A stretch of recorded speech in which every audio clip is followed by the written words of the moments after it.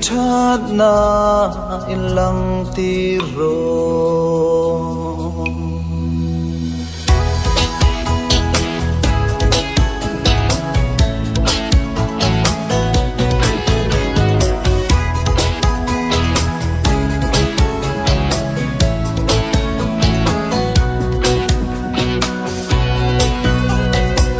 lang tin hual tin chua na an leng na ai đang khóc pui tua la an leng e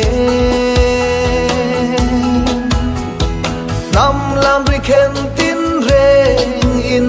re mi ai đang khóc pui tua la an lam der de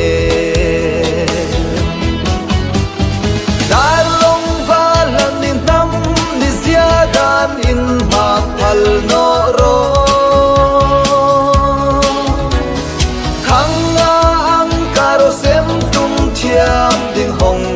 xua karo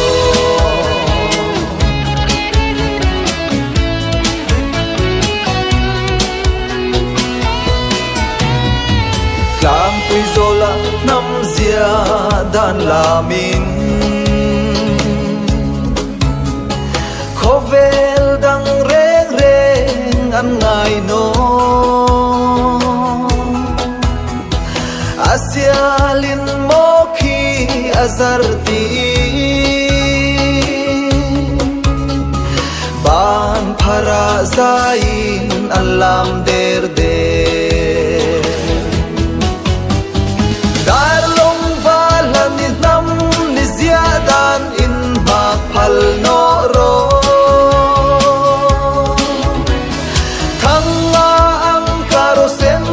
thiam ding hong xua karo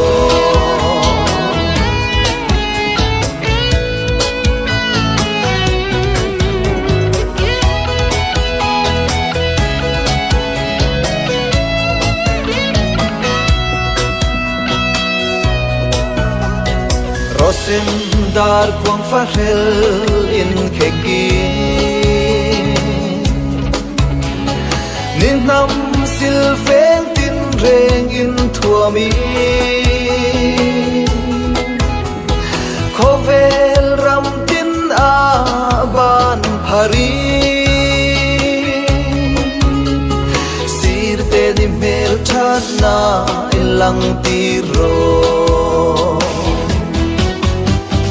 dalong valan in nam ni ziadan in ma phal no ro